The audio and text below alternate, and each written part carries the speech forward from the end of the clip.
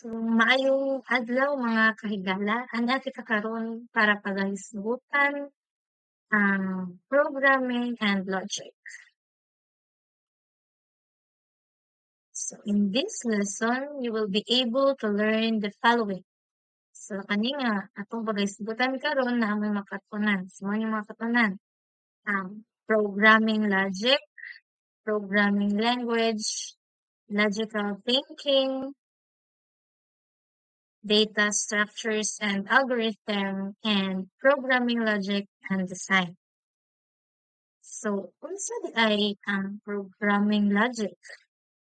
So, what is exactly the programming logic and what is programming?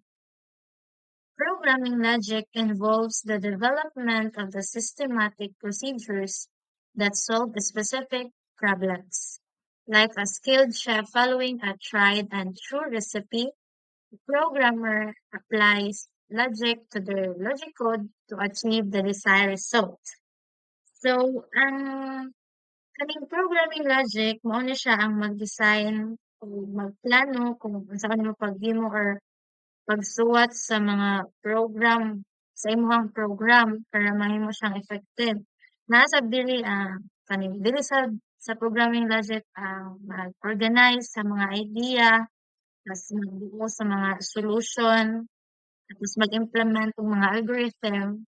Ang algorithm is mga pamaagi para sa programming languages. So, what is exactly programming? So, programming is the backbone of most of the gadgets we use today. It is a technological process for telling a computer which task to perform in order to solve problems. So, kani si programming, muna siya, paghimo og mga instructions nga masabtan sa computer para mahimo sa computer ang atong gisugo sa iyaha. So kani sa programming is mo na siya ang sa talaging maghimo og mga instructions. So next we have programming language. So unsa ang programming language? So programming language is a set of instructions written by a programmer to deliver instructions to the computer to perform and accomplish a task. This set of instructions is usually viewed as incomprehensible code structured following a definite program language syntax. So si programming language, mao ni siya ang formal nga system or sistema sa communication nga gigamit sa programmer para magsulat og instruction nga masabtan ni computer. So, by the way, ang kuan man gyud ni computer is 01 lang ang mga number. So, mo na siya si programming language is mo na siya ang formal system na para masundo ay para sundo ni computer kung unsay gusto nato nga ipabuhat sa iya magamit ta og programming language. So next we have logical thinking. So logical thinking is one of the most necessary skills for success in programming. There are many ways to improve your programming logic, but the most important thing you can do for your kids is to encourage them to start early. Logical thinking starts in childhood, playing chess, solving simple puzzles, working through Sudoku puzzles, and other similar games enhance logical thinking skills. So, si logical thinking skills, mao ni ang pag-analyze, kanang pangmura siya moayo sa mga impormasyon. Tapos, mausab ni siya ang mga pamaagi sa paghunahuna nga tabang sa tao sa pagsulbad sa mga problema. So, kani si logical thinking is from the word itself, thinking, kung magamit sila kung utok ani, na inat-inat nila itong mga utok ani, pag huna-huna kung saan pagsulbad ang usa ka problema. So, kinahanglan ni siya, necessary ni siya para success ka sa imong programming kay imong ginasabton na ka na ang imuhang gipang input ng mga data dito sa computers. Ingon sa siya diri nga daghang mga ways nga improve ang programming logic. Ang programming logic is na gyud sa atoa. So, pares ani ko na ang programming logic daw kay mas nindot siya og nag-start siya sa childhood. Like playing chess, di ba pag magduwa tag chess kay maghunahuna ta kung asa ta mo lusot, asa ta mo abi para makadaog in ana para ma-achieve nato atong gusto nga na atong gina-aim nga madaog ta maghunahuna gyud magamit gyud atong utak. So mao na siya si logical thinking. In real-world programming scenario, high-level logical thinking skills are critical. How can you build stronger logical thinking abilities? So, bito, critical din kayo ni ang logical thinking kay madami ka sa kong utok. Tapos, di hindi basta-basta nga function na kay kinahanglan man nga mag-solve bito ta og mga problem nga kanang mga dagko na or basta mag-solve ka og problem. So, 10 tips to improve your programming logic and languages. So by the way, kani si C, C++, Java, .NET, Python, JavaScript, Perl, Shell script, and many more, mao ni siya ang mga programming I know, mao ni siya ang program languages. So mo ni siya, pero mo na itong gamiton para ma-improve ang ato ang programming logic and languages. So next we have data structures and algorithm. So data structures and algorithm are two interrelated concepts in computer science. Data structures refer to organizations, storage, and retrieval of data, while algorithm refer to the set of instructions used to solve a particular problem or perform a specific task. So si data structures and algorithm, muna sila ang duha sila ka pundasyon sa computer science nga nag-organize tapos nag nag-ipon tapos nag-process sa mga data o sa mga pamaagi para masulbat ang problem. So kani si data structures is na diri ang mga data nga makabutang tas sa algorithm is mao na siya ang mga ways or pamaagi para masulbad nato ang isa ka problema. So as you read, understand, and practice algorithms, you can also read resources on a target programming language. It is also important to master common data structures such as arrays, LIFO, FIFO, linked list, hash maps, and more. So, mga siya ang mga example sa data structures. Mga siya, kung siya, sunod-sunod, hierarchical, naka-cluster. Mga siya, data structures. So, next, we have programming logic and design. By the way, mo na siya ang mga programming language o design.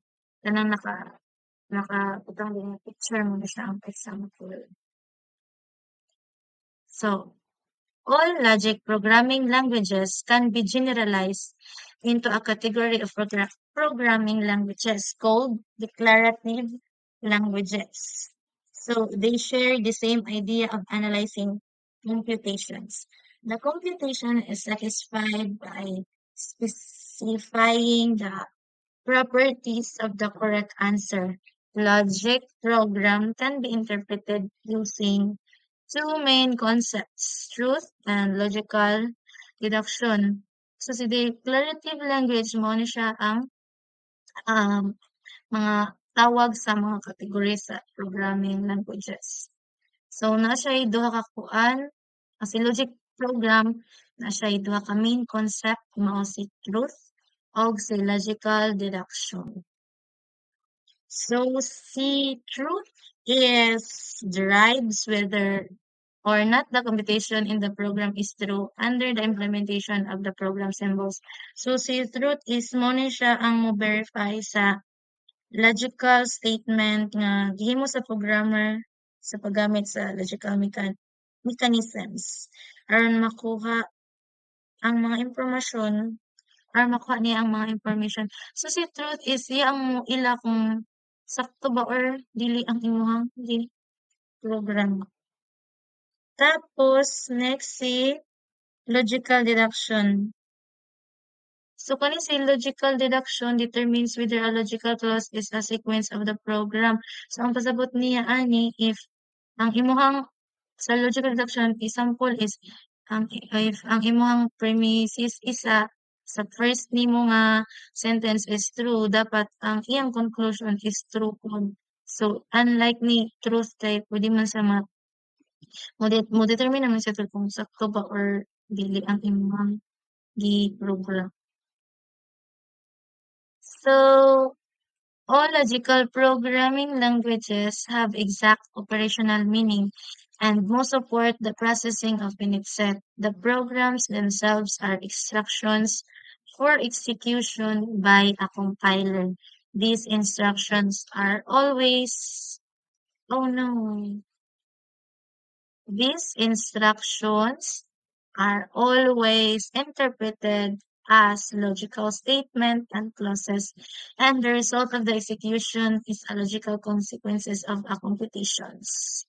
Using logical languages and any other declarative languages offers three main advantages. So, gamit sa logical languages na siya tulo ka main advantages. So, ang una is logic programming languages are classified as high-level languages as they implement computation logic rather than mechanics. So, si programming language is one siya, na siya high level, is high level siya sa languages, implement of computation rather than mechanics. So they have a powerful pattern, as a powerful pattern, matching mechanics, as well as good memory management, stacks and pointers. This makes them ideal for expressing complex ideas and algorithms. So next, ikado nga,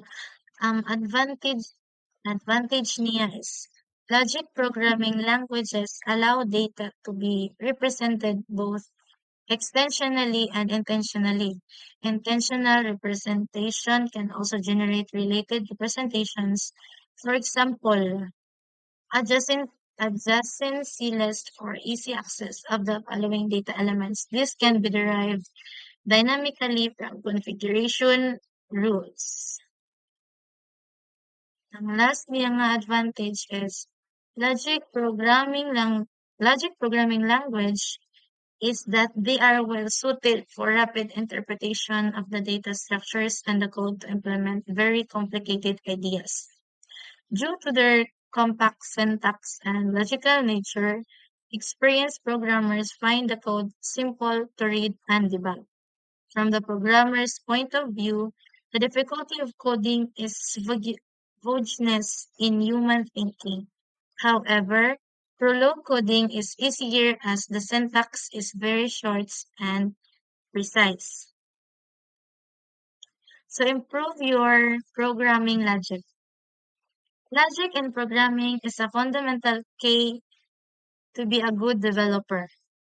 Maybe depending of your job place, you are going to use more algorithms or not. If you are a web designer, probably you are not going to deal with the complex algorithms. But if you are a front-end developer, maybe a little more, and if you are back-end developer, much more. So to improve your programming logic na ay sila yung mga ways. Una is to think to solve. Programming is about solving problems. A good technique is to split the big problem in small ones to focus on each problem in a better way.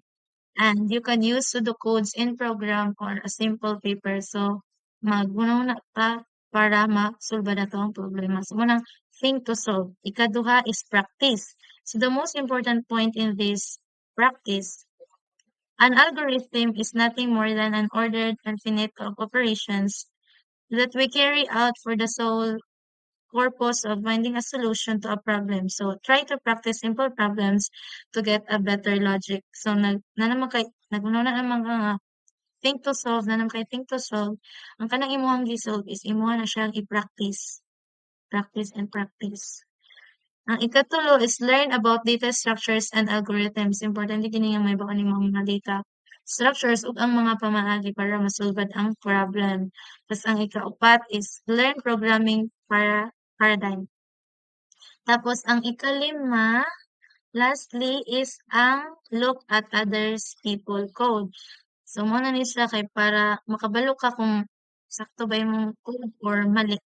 So dapat mo tan-aw ka sa uban. So una is mag una ka think to solve ang una, tapos practice, tapos learn about data structures and algorithms, learn programming paradigms, then look at other people's code para ma-practice nimo yung programming logic. So mo na siya ang mga buhaton.